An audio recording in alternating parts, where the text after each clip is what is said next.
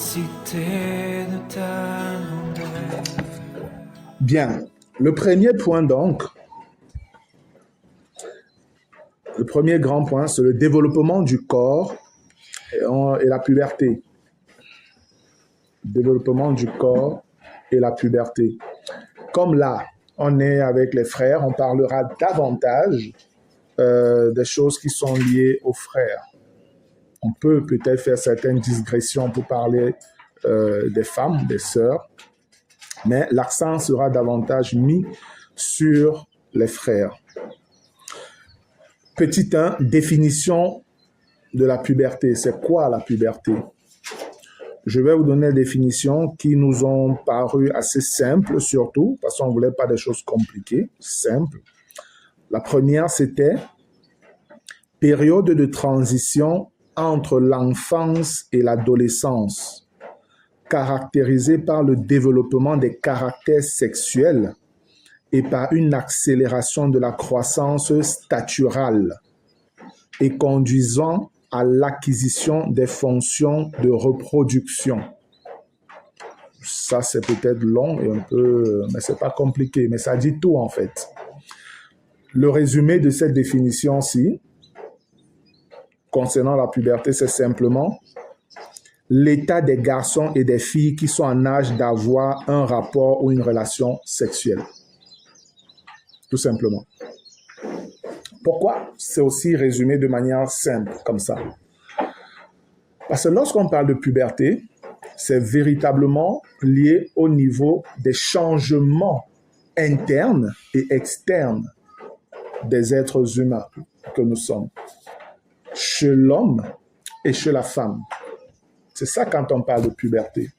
Parce que jusqu'à un certain âge, vous allez voir des petits garçons et petites filles, ils ne font pas trop de différence entre eux. Ils peuvent jouer ensemble nus, ils peuvent machin et tout ça. Ils n'ont pas conscience de leur sexe. Ils n'ont pas conscience de leur genre. Ils n'ont pas conscience de leur nudité. Donc, ils fonctionnent totalement innocemment là. Totalement innocents dans leur manière d'agir. Mais, sur le plan scientifique, on nous dit, en moyenne, la puberté commence généralement entre 8 et 13 ans chez les filles et entre 9 et 14 ans chez les garçons.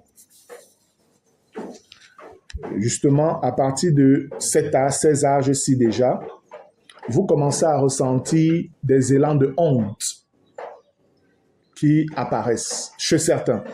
Vous savez, ce n'est pas des notions qui sont carrées. Chez certains, ça commence même parfois un peu plus tôt. Chez d'autres, parfois un peu plus tard. Aujourd'hui, ma petite fille, comment elle s'appelle? Eliora. Eliora, elle a, je crois, 6 ans par là. Mais ce serait difficile que tu vois Eliora nue. Difficile. Parfois, moi, je la regarde, je ris. Mais en fait, le réflexe, j'aime. Elle est consciente déjà de sa nudité. Elle est consciente de sa nudité. Donc, même quand elle doit aller se laver, tu ne la vois pas comme les petites filles nues, machin. Elle a sa serviette, elle soulève même ça, mais il n'y a même pas les seins. Mais elle met ça loin ici en haut, comme par réflexe et tout ça. Tu vois? Oui, justement. Et elle voit sa grande sœur, Oshria, qui, elle a 12 ans. Et elle fait comme elle. Elle fait comme elle. Par contre, parfois, Ashton, tu pourrais le voir avec son âge, là, tu le vois passer nu en train de courir, mais il court quand même, tu vois, mais il sort de la douche nu et tout ça là. C'est où je lui ai dit, oh monsieur, non. Si tu veux aller te laver, tu as ta chambre. Attache ta serviette, tu vas à la douche avec... Lui, il va entrer à la douche comme ça, poups, nuit, et puis il ressort en courant, Voilà, il y a ces choses. Alors qu'il y a vraiment d'autres garçons à cet âge, non, les gars sont déjà très pudiques, là, ils ne veulent plus exposer leur corps, ils ne veulent même pas qu'on les voit et tout ça. Donc, ce sont des notions qui varient aussi en fonction des personnes. Mais on a dit en moyenne. Donc, dans la grande majorité quand même, voilà comment les choses se présentent. Et À partir de ce moment-là, les choses deviennent délicates donc pour les hommes frères. Et Dieu le sait. Dieu le sait. Quand on parle de puberté, on nous dit période de transition entre l'enfance. L'enfance, c'est le moment où on joue, on blague, les enfants se baladent nus, ils jouent, ils montent, ils descendent. Il n'y a pas de notion de sexe, de genre, machin. Non, ça n'existe pas dans leur tête. Ils sont innocents. On appelle ça comme ça, l'innocence. Caractérisé par le développement des caractères sexuels. Là, c'est que davantage l'enfant commence à prendre conscience de son sexe, de son genre. Et quand on parle du développement des caractères sexuels, c'est que chez la jeune fille, sa poitrine commence à se développer. Chez le garçon, parfois il commence même à avoir des petits poils au niveau, voilà, de son sexe et tout ça. Des trucs se développent. Il commence à ressentir un certain nombre de choses. Il entre parfois rapidement en érection et des trucs comme ça se produisent. Et ça devient des moments d'interrogation, de découverte, de beaucoup de questionnements. Et à l'âge donc de la puberté, c'est l'âge où les parents devraient dans une certaine mesure commencer à éduquer, parler, communiquer avec les enfants. Communiquer avec les enfants. Pour les filles, ça se manifeste aussi parfois jusqu'au saignement, les premières règles qu'elles commencent à avoir, les premières menstruations, comme on appelle. Les parents ne doivent pas attendre que la fille commence à avoir ses menstrues pour commencer à lui parler de ça. Non. Avant, on doit le faire. Avant, on doit le faire. C'est ce qui a été fait chez nous, en tout cas avec notre première fille. Avant qu'elle n'ait ses premières menstrues, 1 ou 2 ans avant, j'avais déjà interpellé sa maman. Est-ce que tu as déjà pensé, machin? Elle m'a dit oui. J'ai pensé, mais ce n'est pas le moment maintenant. Je sais à quelle période je vais le faire. Mais c'était là. Et elle a fait. Ça fait que notre petite, quand elle a commencé à avoir ses premières menstrues, ça n'a pas été comme un choc pour elle, machin. Pour d'autres, des enfants sont très froissés, des petites, elles sont mal et tout ça. Mais non, elle a été préparée vraiment avant. Il n'y a pas eu de souci entre cette transition de l'enfance à l'adolescence où la puberté commence à se manifester. Chez le jeune garçon aussi, ça devrait être le cas. Chez le jeune garçon, ça devrait être le cas. Où à un moment, il faut commencer à parler avec lui pour lui donner de comprendre comment les choses peuvent changer, même son regard vis-à-vis de l'autre. Préparer les enfants comme ça, dans la prière aussi, dans les échanges avec eux, c'est bien. On ne doit pas les laisser comme ça, comme des animaux qui grandissent dans la jungle comme ça, qui sont éduqués par la télévision et tout ce qu'ils regardent, par les discours des amis à l'école, dans tous les sens, des parents irresponsables avec des enfants qui regardent n'importe quoi et qui parlent de n'importe quoi avec leurs enfants. Vos enfants sont en contact avec ces gens à l'école. C'est à vous de savoir comment les recadrer. C'est à vous de savoir comment les recadrer. Et pour ça, quand on parle de recadrage, ça veut dire qu'il y a même déjà eu un débordement. Avant d'y arriver, il faut déjà commencer à parler avec eux pour qu'ils sachent, pour qu'ils se préparent, pour qu'ils ne soient pas surpris par ce qui peut leur arriver. Et par une accélération de la croissance staturale. La croissance staturale, c'est davantage chez les hommes. Il devient davantage fort.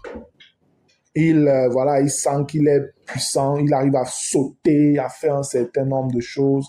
Il voit ses pectoraux. Il commence même à vouloir faire trop de sport là, pour charger, il porte le fer, ou bien il commence à faire... Son corps se développe. C'est pour exprimer sa virilité. Et tout ça participe en fait de la puberté. Si tout ça n'est pas contrôlé, ça va l'entraîner dans des choses terribles. Pourquoi? Parce que si lui-même n'a pas une attitude qui attaque vers le sexe opposé peut attaquer vers lui parce que sa stature attire, donne envie, provoque des choses. Et si tu tombes sur des petites filles là, éduquées à la Lady Ponce ou je ne sais pas, ça peut aller en vrille. Ça peut aller en vrille où tu vas voir des enfants toutes petites comme ça, ils te disent c'est mon petit ami, c'est ceci, c'est cela et tout ça. Des enfants de 10 ans. Des enfants de 10 ans. Si ce n'est pas contrôlé, vous faites gaffe. Moi, quand on arrivait où nous on habite là aujourd'hui, mon fils n'avait pas 10 ans. Mais à peine une semaine qu'on est arrivé, il y a une petite fille qui est juste en face. Elle-même, elle a à peine peut-être 8, 9 ans comme ça. Elle lui a écrit un mot pour lui dire, est-ce que tu veux être mon petit copain? Je vous dis, oui. Elle lui a écrit un mot pour lui dire, est-ce que tu veux être mon petit copain? Et lui, il a pris, l'a montré à sa sœur. Et puis après, la fille a dit, non, remets-moi, remets-moi, remets-moi. Elle a repris. Donc, remarquez la pensée d'un enfant qui n'avait même pas 10 ans. Quand on nous a mis au courant, mon épouse et moi, j'ai dit à mon épouse, il faut aller parler avec les parents de cet enfant. Elle est allée les voir pour leur dire que voilà ce qui s'est passé. Mais vous vous demandez un enfant qui n'avait pas 10 ans à l'époque, cette petite. Comment elle fait pour savoir ça, pour écrire et dire un truc pareil? Si on ne veille pas, c'est les dérives.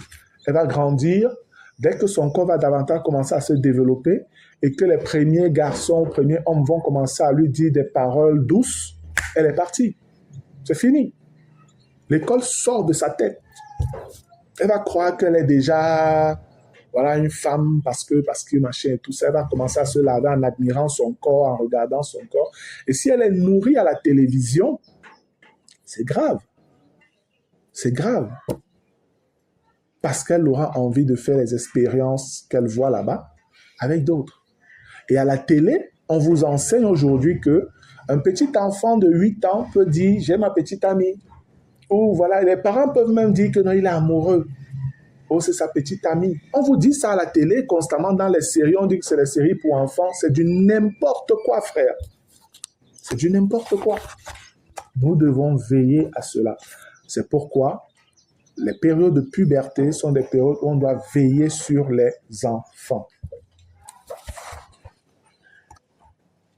Et par une accélération de la croissance staturale et conduisant à l'acquisition des fonctions de reproduction. Oui, parce que quand on parle déjà de puberté, on entre là déjà dans le domaine où la fille commence à avoir ses premières règles, le garçon commence à avoir des inséminations naturelles, des mictions de nuit, où parfois il éjacule, des choses comme ça. C'est pourquoi vous pouvez voir parfois, à 10, 12 ans, on vous dit qu'une fille est enceinte. Et vous imaginez un enfant de 12 ans, une petite fille de 12 ans enceinte, c'est détruire son corps, frère. C'est détruire son corps. Parce que les organes même de reproduction ne sont pas encore bien formés. Même à l'école, on nous apprend ça. C'est pas encore bien formé. C'est pourquoi dans certains pays, on va vous dire, bon, l'âge pour la fille, machin, c'est 18 ans. Même là encore, 18 ans, c'est même légèrement précoce. Légèrement précoce. Donc, une fille qui a un enfant à 15 ans, c'est grave. Elle se détruit. Elle est en train de se détruire, même intérieurement, morphologiquement et tout. Elle est en train de se détruire. Il y a des parties de son corps qui ne sont pas bien formées. Et c'est pourquoi tu peux voir des enfants vont nettement avec des problèmes où elle-même, après, elle a des retards de croissance, elle a des soucis, elle a des douleurs aux os, elle a machin. Parce que très jeune encore, sans qu'elle-même ne soit encore bien formée, l'enfant a déjà commencé à sucer le calcium de son corps. Et elle est encore en croissance, elle est encore en formation. Un autre être est déjà en train de la sucer comme ça pendant 9 mois et parfois plus. C'est dangereux, frère. C'est dangereux. Et malheureusement, les jeunes réagissent plus par instinct lié aux pulsions que par la connaissance même de ce qu'ils peuvent être en train de ressentir ou de vivre. Voilà le danger.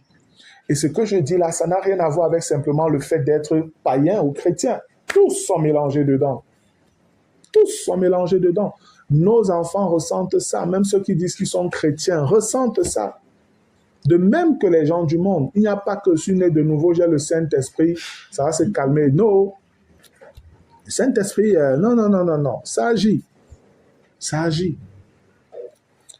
Donc, en moyenne, la puberté commence généralement entre 8 et 13 ans chez les filles et entre 9 et 14 ans chez les garçons. Regardons un peu comment le Seigneur décrit un peu ce développement pubère, de transformation du corps. On rentre dans les Écritures. Allons dans Ézéchiel au chapitre 16.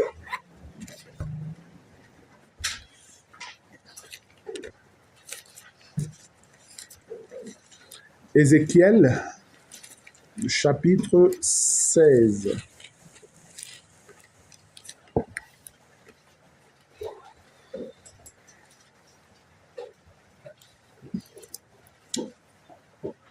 Je vais lire à partir du verset 1. Il est écrit, on va aller un peu vite.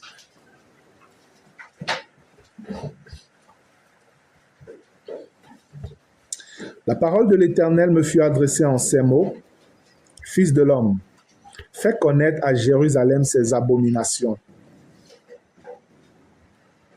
C'est une sorte de personnification de Jérusalem, du peuple d'Israël rebelle que le Seigneur va nous présenter.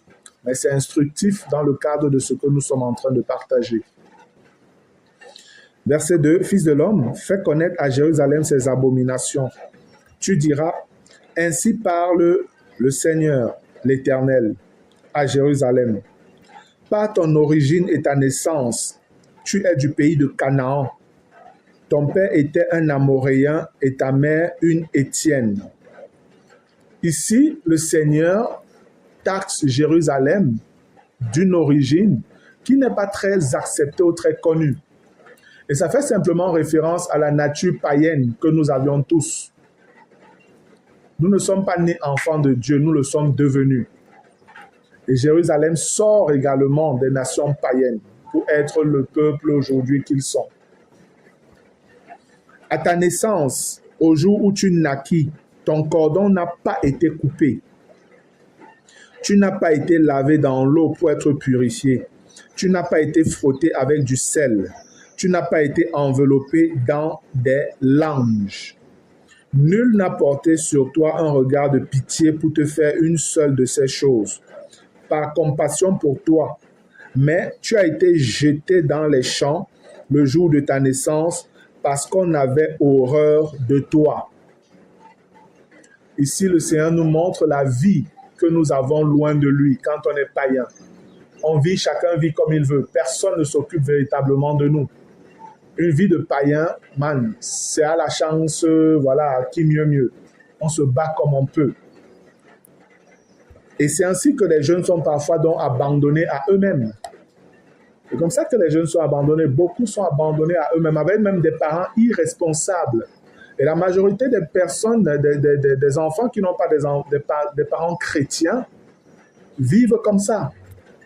Ils n'ont pas la grâce d'avoir, ces enfants n'ont pas la grâce d'avoir des parents qui connaissent le Seigneur et qui peuvent discuter avec eux, qui peuvent les éduquer, qui peuvent leur parler, qui peuvent les mettre en garde, qui peuvent veiller sur leur pureté, même simplement physique, pendant qu'ils ne sont pas encore nés de nouveau, mais qui ne plongent pas dans n'importe quoi.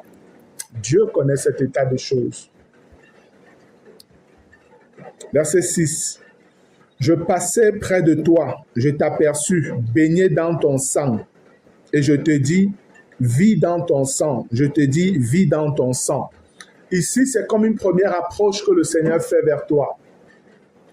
Mais tu résistes à l'évangile, tu résistes à son invitation. Tu vis dans ton sang, ça veut dire tu vis selon ta propre nature. Tu vis selon ta propre nature. Dieu te dit, ok, comme tu n'es pas prêt, continue donc à vivre ta vie. Continue à vivre selon ta vie donc. Mais après, verset 7, je t'ai multiplié par 10 milliers, comme les herbes des champs, et tu pris de l'accroissement, tu grandis, tu devins d'une beauté parfaite, tes seins se formèrent, ta chevelure se développa, mais tu étais nu, entièrement nu. Parce que oui, on se bâtit souvent, on se développe comme ça. Regardez bien les images que le Seigneur prend.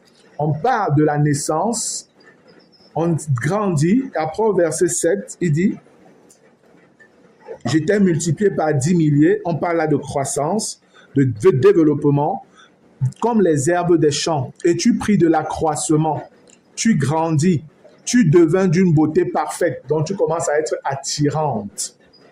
Tes seins se formèrent, ta chevelure se développa, tous les éléments liés à la séduction. Ta chevelure se développa, mais tu étais nu, entièrement nu. Ici, le Seigneur parle de l'ignorance par rapport à ta personne, à ta nature. Et quand tu es dans cet état, tu es en danger. tu es en danger. C'est pourquoi on va voir aujourd'hui, tu vas voir nos jeunes enfants là. Ils ont à peine 12 ans, 13 ans, 14 ans. Mais tu les vois déjà formés là et tout ça. Des prédateurs qui sont là dehors. Ça peut d'abord être leurs camarades, des gens de classe qui ont la même tranche d'âge qu'eux. Ils voient ça. Et ils sont éduqués par quoi? Par la télé et par leurs grands frères, par la vie de perverse du monde. Quand ils voient nos enfants, ces jeunes filles, ils voient que c'est des femmes. Elle a déjà des seins, elle est comme ci, elle est comme ça. Et ils peuvent la toucher. Et nous, on a fréquenté tout cela. On a été au lycée, on a été au collège. Vous allez parfois voir donc des gars de terminale première qui descendent chercher les filles en quatrième, troisième, surtout troisième, seconde et tout ça là. Parce qu'ils voient ces enfants qui là-bas peut-être ont souvent 12, 13, 14, 15 ans. Comme elles sont là, elles ont déjà le corps, elles s'habillent, machin. Et elles aussi, elles sont dans un élan de puberté où elles commencent à s'habiller sexy, machin, tout et tout, pour attirer. C'est ça que le Seigneur présente ici en fait. Elles sont d'une beauté accomplie, parfaite, elles sont jolies. Elles attirent les regards, mais elles sont vides. Elles sont vides. 8. Je passais près de toi. Je regardais, et voici, ton temps était là, le temps des amours. J'ai tendu sur toi le pan de ma robe. Je couvris ta nudité. Je te jurai fidélité. Je fis alliance avec toi, dit le Seigneur l'Éternel, et tu fus à moi. Regardez toute la différence. Lui, quand Dieu maintenant se révèle, il te couvre. Il te protège. C'est le signe du respect. Et il parle du temps des amours. Ce n'est pas simplement l'expression extérieure des seins qui sont comme ci, la chevelure elle est comme ça, les fesses sont comme ci et tout ça. Ce n'est pas ça. Il te couvre même, il te protège, il te nettoie, il fait de toi quelque chose de précieux, il te donne de la valeur. Voilà un des éléments liés à ce que c'est que l'amour véritablement. Les sentiments amoureux déshabillent l'autre du regard, dans ses pensées. Mais l'amour véritablement ne le fait pas. L'amour respecte, l'amour évite. L'amour a même honte de le faire parce que ce n'est pas pur. Et vous allez devoir pouvoir faire bien la différence entre cela, frère. Si c'est que tu regardes une sœur, la première chose, c'est que voilà, tu te vois avec elle, tu vois ses formes, tu passes le temps à voir ses formes. Tu ne l'aimes pas. Ce n'est pas l'amour. Ce n'est pas l'amour. Je vous dis, ce n'est pas du tout l'amour. Lorsque c'est l'amour véritable qui est manifesté, ce n'est pas la première chose à laquelle tu penses. C'est plutôt comment l'autre peut se développer, comment l'autre peut être épanoui, comment l'autre peut se sentir tranquille, à l'aise, être protégé. C'est ça qui te préoccupe d'abord. C'est ça qui te préoccupe d'abord. Comment protéger l'autre. Ce n'est pas comment faire pour ceci, comment lui offrir ça, toujours en train de vouloir simplement séduire, toujours en train simplement de vouloir attirer l'attention, séduire. Ce n'est pas de l'amour. Pas du tout. Pas du tout.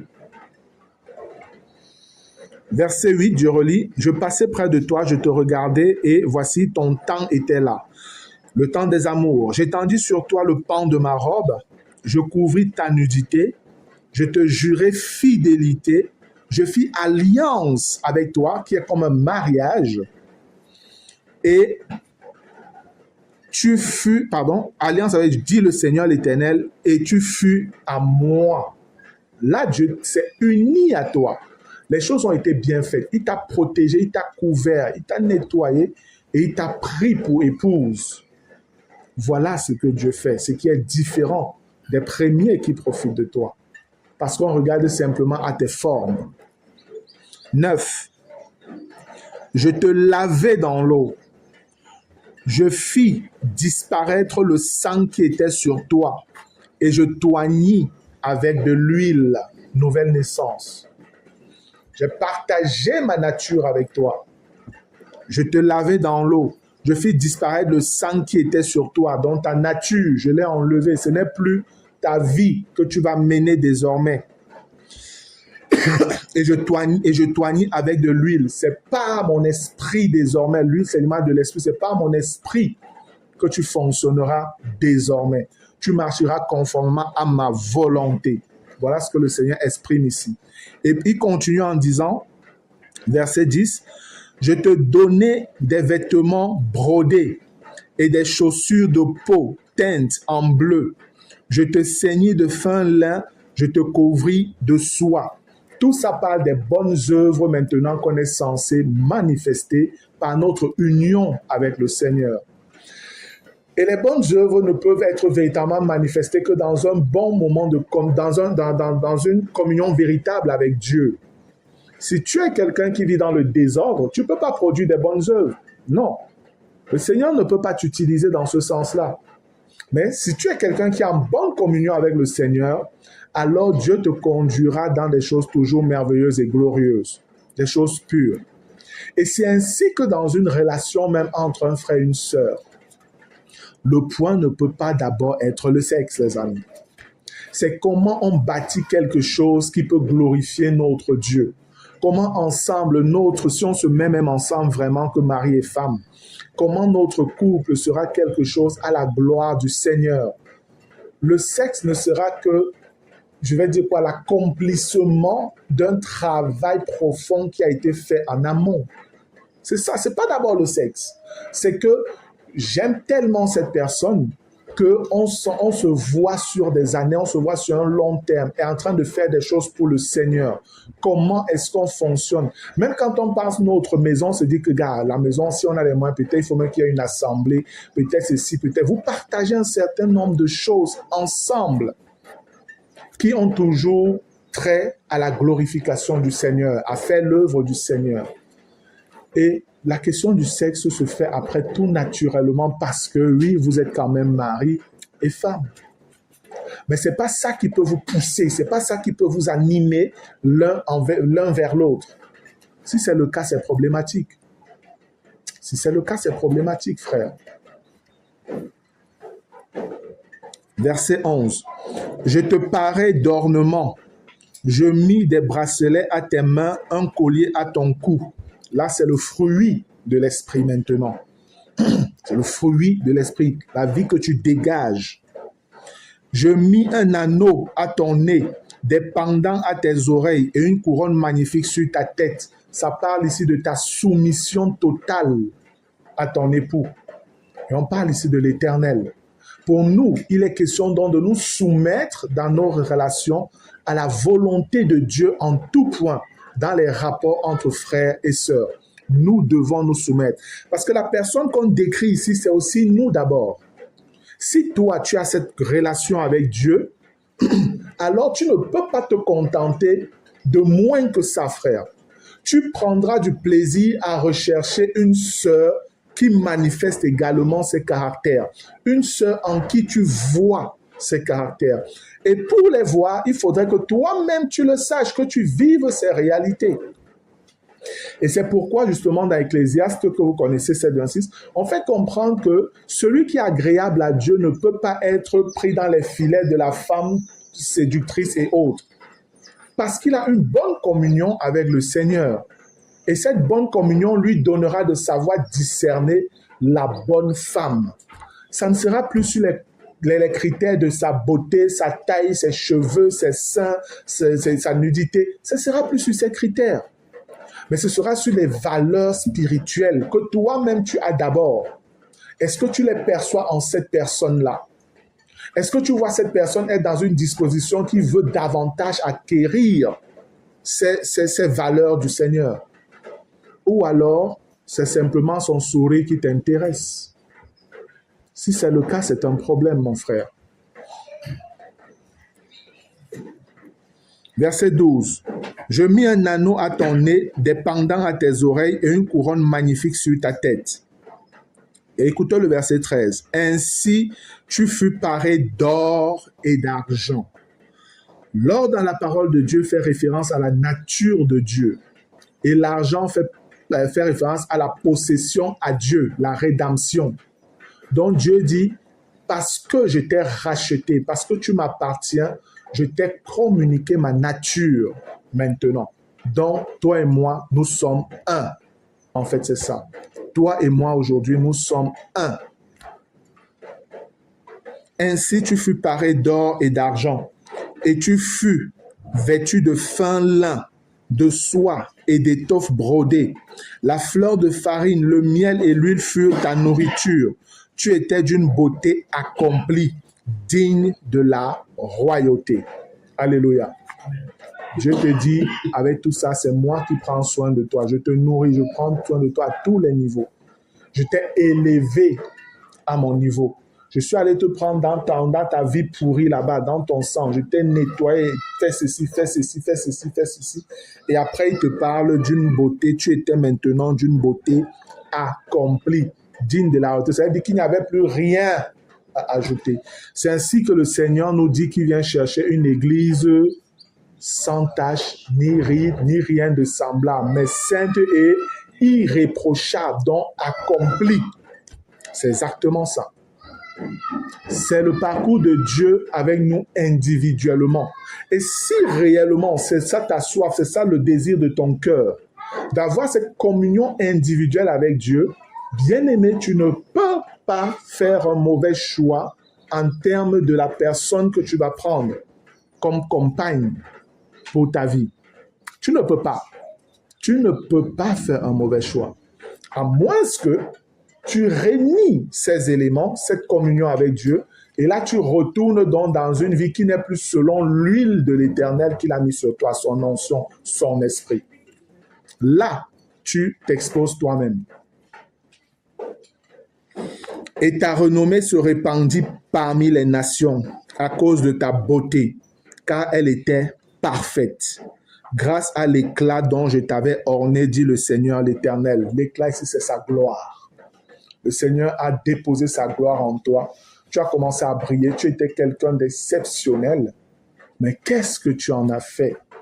Et ce que je veux que vous compreniez, bien aimés, chacun de nous est à ce niveau-ci. De par notre nouvelle naissance. Nous lui appartenons parce qu'il nous a rachetés. Amen. Nous avons sa nature, l'or, parce que nous sommes nés en lui, nous sommes nés de Dieu. Et sa gloire aujourd'hui est notre partage par l'esprit de gloire qu'il nous a donné. Mais qu'est-ce qu'il arrive qu'aujourd'hui, dans cette posture-là, qu'est-ce qui se passe par la suite? Regardez, verset 15. Mais tu t'es confié dans ta beauté et tu t'es prostitué à la faveur de ton nom. Tu as prodigué tes prostitutions à tous les passants. Tu t'es livré à eux. Se confier à sa beauté, c'est de l'orgueil, tout simplement. Tu es tombé dans l'orgueil. Tu n'as pas veillé et l'orgueil a pris la place. Tu as pu que tu pouvais te gérer maintenant tout seul. Tu pouvais faire un certain nombre de choses tout seul. Alors que tu devais toujours dépendre du Seigneur. Et c'est donc ainsi, comme on l'a dit, quelques-uns l'ont dit, on a honte parfois d'aller demander de l'aide. Et on pense que, le bien-aimé l'a dit aussi au début, que parfois on se dit que bon, avec tout ce qu'on connaît déjà, est-ce que j'ai besoin de tel? Est-ce que j'ai besoin de tel? L'orgueil. Tu penses que parce que tu as déjà quelques petites connaissances, tu peux gérer. Mais en fait, tu es en train de tomber déjà. Tu t'es exposé, tu es déjà dans la séduction. Tu as pris de tes vêtements, tu t'es fait des hauts lieux et tu as garni d'étoffes de toutes couleurs et tu t'y es prostitué. Rien de semblable n'était arrivé et n'arrivera jamais. Ça veut dire quoi? Les vertus, les valeurs, les grâces, les beautés que le Seigneur t'avait données de par ta nature d'enfant de Dieu, tu t'es servi de ça pour séduire. Et vous devez le savoir, frère. Nous, en tant qu'enfants de Dieu, nous sommes par notre nature, la nature de notre Père, le caractère de notre grand frère, le fruit de l'esprit. Nous sommes des objets de désir des gens du monde. Écoutez-le très bien. Si vous êtes un tant soit peu sensible et si vous menez une vie chrétienne normale, si vous avez des camarades filles, vous allez voir que c'est des personnes qui facilement se mettent à vos pieds. Facilement, vous pouvez voir que les femmes sont attirées par vous. Simplement à cause de votre nature, parce qu'elles voient en vous quelqu'un de sérieux, quelqu'un d'honnête, quelqu'un de vrai, quelqu'un qui ne monte pas avec n'importe quelle fille, où il parle, quelqu'un qui parle. En fait, la vie de Christ est une vie attractive pour les gens. Si vous ne savez donc pas faire la part des choses, vous allez donc vous souiller avec les caractères bénis que Dieu a mis en vous. Au lieu que vous mettez ça à son service pour sa gloire, pour gagner des âmes, vous pouvez malheureusement être retourné et que ces éléments qui séduisent les gens, vous allez avoir des compliments de certaines filles, elles veulent être amies avec vous. Dès qu'elles ont un problème, c'est vous qu'elles viennent voir. Dès qu'elles vont vous appeler, elles vont parler, machin. Vous vous sentez tellement sollicité que ça devient flatteur. J'avais envie de dire, c'est pas parce que vous êtes particulier. Mais oui, c'est parce que vous êtes particulier. Mais la particularité que vous avez n'est pas naturelle. Amen. Elle est surnaturelle. Elle vient de Dieu et vous devez donc toujours être conscient de cela. Ce qui fait votre valeur, c'est votre connexion avec Dieu. Ce n'est pas les éléments que vous manifestez. C'est votre connexion avec Dieu qui fait réellement votre valeur. Parce que dès que vous vous déconnectez de lui, les éléments que vous aviez ne partent pas d'un coup, mais ces éléments vont être souillés, vont être dilués, dénaturés, parce que vous n'êtes plus connecté à la source. Parce que vous n'êtes plus connecté à la source. C'est Dieu qui est la source, frère. Et pour pouvoir rester ce garçon qui est apprécié, qui est aimable, qui est respecté et respectueux, qui a des bonnes valeurs, ce n'est pas par vos propres forces. C'est par son esprit en vous. Alléluia. Et il est important de comprendre ça, afin de savoir que je ne dois pas laisser les valeurs de Christ en moi, qui peuvent attirer certaines personnes, des femmes pour le cas présent. Ça peut être des sœurs, ça peut même être des païennes aussi, je dis bien des païennes, qui peuvent prendre du plaisir à être toujours avec vous. Une collègue qui va toujours t'inviter à aller manger, qui va t'inviter à ceci, qui va te faire des cadeaux comme ci et tout. C'est ta nature qui est en train de produire ça, frère. Il faut faire attention. Il faut faire attention. Je vous dis, il suffit que vous soyez quelqu'un qui mène une vie bonne avec le Seigneur. Vous pouvez reconnaître que ce que je dis est vrai. Si toi, ce n'est pas ton cas, c'est que ta vie est désordonnée. C'est que tu es comme tous les autres hommes et puis bon, tu n'es pas très intéressant. Mais un chrétien véritable est quelqu'un de particulier. Amen. C'est quelqu'un qui a l'éclat, la gloire de Dieu sur lui.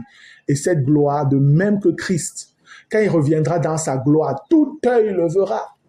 C'est ainsi que toi, dans ta manière de vivre, frère, ta gloire, la gloire de Christ en toi, elle frappe, elle attire. Tu es quelqu'un qu'on regarde, qui est particulier parmi la masse, la foule.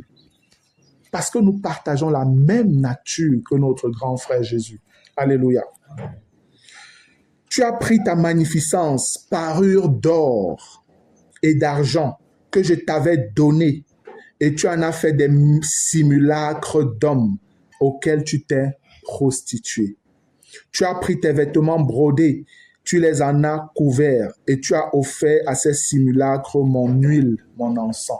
Donc, toutes les valeurs qui devaient servir à Dieu, tu les as mis maintenant au service de l'ennemi.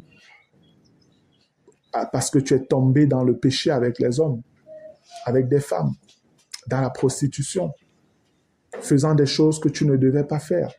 Et ici, on peut parler peut-être sur le plan physique, mais remarquez bien que le combat ici, il est spirituel. C'est ça la réalité. Parce que dès que tu vas aller tomber dans la fornication avec une femme, ça pourrait être aussi même une sœur en Christ. Qui est en ce moment-là honoré et glorifié? C'est Dieu? Non, c'est l'ennemi de Dieu. C'est le diable. Parce qu'il a réussi à souiller quelque chose que Dieu avait qualifié de saint, de sacré. Il a réussi à le faire.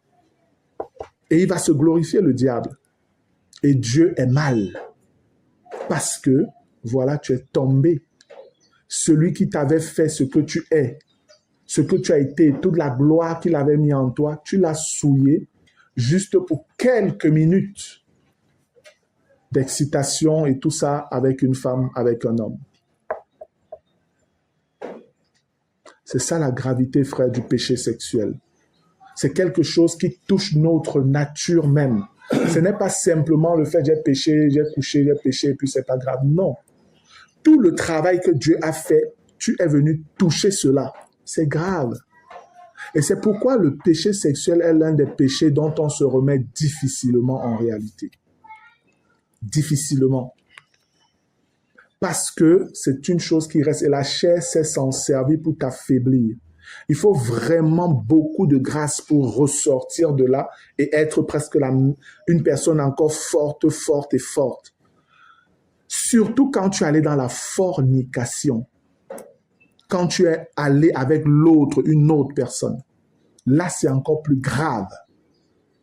Parce que ce sont des images qui vont rester dans ta tête. La chair va parfois te les imprimer constamment.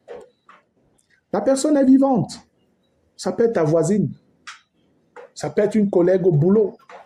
Je ne sais pas, une camarade à l'école. Ou ça peut être une sœur en Christ. Gérer ça, frère, ce n'est pas évident.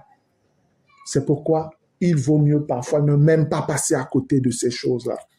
Évitez de vous retrouver dans des situations où vous pouvez regretter après. Et je vais vous avouer qu'aujourd'hui, il y a des frères qui sont tombés comme ça, qui ne se sont pas relevés. Ils ont essayé, mais ils sont retombés encore. Ils sont retombés encore. Et aujourd'hui, il y en a qui me fuient. Des frères que j'ai encadrés dans le Seigneur, avec qui on était à l'école de poste et tout ça avant et tout ça. Les frères avec qui on a fonctionné. Mais c'est difficile parfois de tomber et de se relever.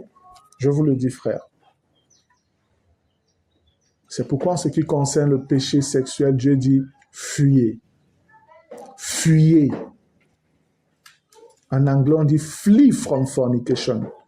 Flee, c'est un peu comme si c'est évaporé, vous disparaissez, partez loin, très loin, fort vite de la fornication. C'est dangereux. Parce que c'est un péché qui, quand tu le commets, après ça reste incrusté en toi. Parce que la chair saura s'en servir. Il faut vraiment une touche spéciale, que tu sois vraiment par la grâce de Dieu totalement versé encore en lui. Je ne veux pas dire que tu sois fort, non. Je veux dire que tu acceptes à te verser totalement sur le Seigneur et dire, Seigneur, c'est vrai, je l'ai fait, mais j'ai pris conscience. Tu peux me relever. Je ne veux pas laisser la chair avoir le dessus sur moi. Seigneur, je veux me relever et je pense que pour ta gloire, Seigneur, tu vas me relever et tu prends les dispositions adéquates pour cela. Tu demandes les aides qu'il faut aux bonnes personnes afin de pouvoir revenir. Amen. Verset 18. Tu as pris tes vêtements brodés, tu les en as couverts et tu as offert à ces simulacres mon huile et mon encens. Le pain que je t'avais donné, la fleur de farine, l'huile et le miel dont je te nourrissais, tu leur as offert ces choses comme des parfums d'une odeur agréable. Voilà ce qui est arrivé, dit le Seigneur l'Éternel. Frère, la puberté est une période délicate. C'est une période délicate. Et comme on dit, c'est la transition de l'enfance à l'adolescence. Et si on ne fait pas attention, on a souvent du mal à sortir de la période de puberté. On a souvent du mal. Tu vas voir des frères 18, 19, 20 ans, 21 ans, 22, 23, même 25 ans. Mais ils sont toujours pubères. Tu les vois toujours agir sans contrôle, parler des sœurs avec légèreté, vouloir toujours être avec des sœurs et tout ça. Et c'est pareil pour les femmes.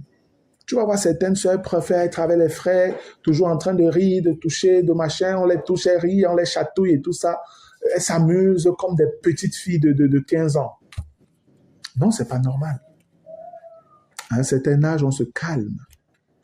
On commence à mûrir, on comprend un ensemble de choses.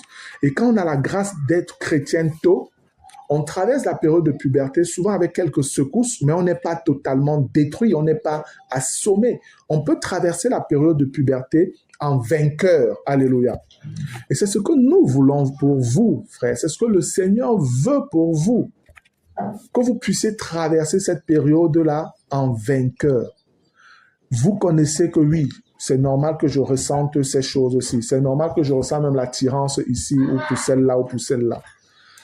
Mais ce n'est pas parce que je ressens ça que je crois que c'est bien, c'est facile et puis je peux gérer. Non. Je vais savoir comment demander de l'aide si ça me dépasse. Je ne vais pas me laisser aller parce que je ressens me rapprocher de plus en plus d'elle parce que je ressens ceci. Au contraire, peut-être il faut même que je m'éloigne. Et si c'est chaud, il faut que je demande de l'aide au grand frère.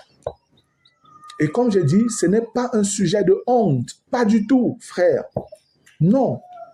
Ce n'est pas un sujet de honte. C'est comme le bien-aimé le disait, c'est comme tout autre problème pour lequel tu peux avoir des difficultés. Tu écris au grand frère, tu viens voir le grand frère, il y a tel sujet, j'ai besoin de tel conseil pour tel truc au boulot ou bien pour tel truc que je veux faire.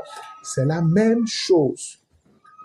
Pour moi, pas que j'arrive pas, mais je ne conçois plus que pour les chrétiens, le sexe soit quelque chose de tabou dans la discussion entre eux et surtout avec les bonnes personnes.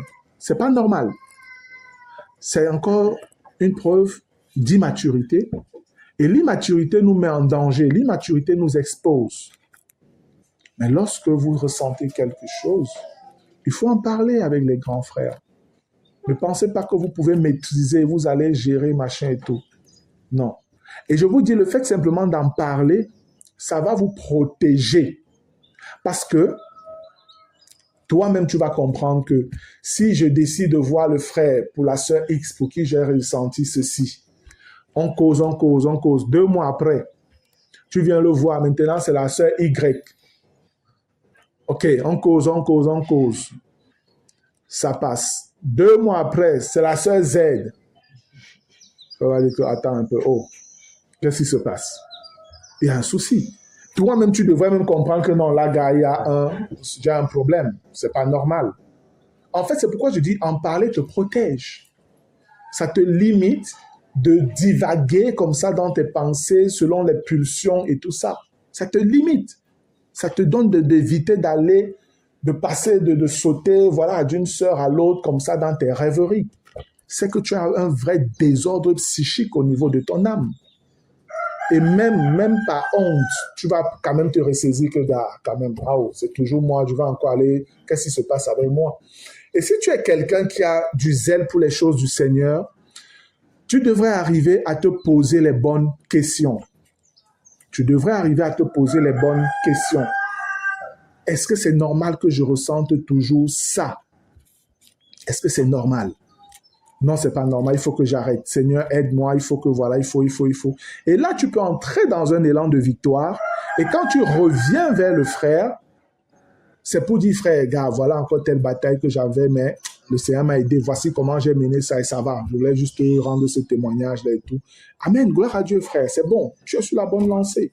Et quand tu arrives déjà à ce niveau, à contrôler tes émotions comme ça, à savoir que ça, c'est pas normal, en fait, tu commences à atteindre la stabilité qui te prépare à rencontrer véritablement l'amour. Amen.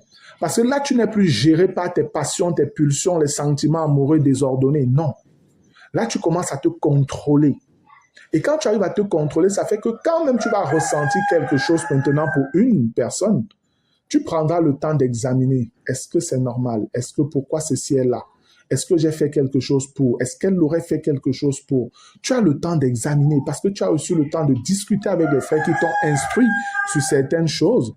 Et là, puisque tu analyses, examines les choses toi-même maintenant, tu peux savoir que non, ça, il n'y a rien de sérieux ici. Ici, il n'y a rien de sérieux. Tu passes dessus et tu verras que tu passeras dessus facilement, frère. Mais c'est quand tu n'es pas éclairé, quand tu ne connais pas, que tu titubes, tu hésites, tu n'es pas trop sûr. Et tu sautes d'un coin à l'autre, tu sautes d'une sœur à l'autre, tu sautes d'une personne à l'autre. C'est pas normal. Non, c'est pas normal. Donc, voilà un peu un développement de la puberté que le Seigneur nous présente dans sa parole, de comment tu commences ta vie païenne, tu te développes, il a pris l'image d'une femme ici, Jérusalem, comme femme, mais autant il fait avec la femme, autant il fait avec les garçons. Amen. Autant il fait avec les garçons. La femme se développe, ses seins, comme on a vu, sa chevelure, elle est nue et tout ça, ça parle de sa nudité, de ses formes et tout. La même chose se produit chez les garçons.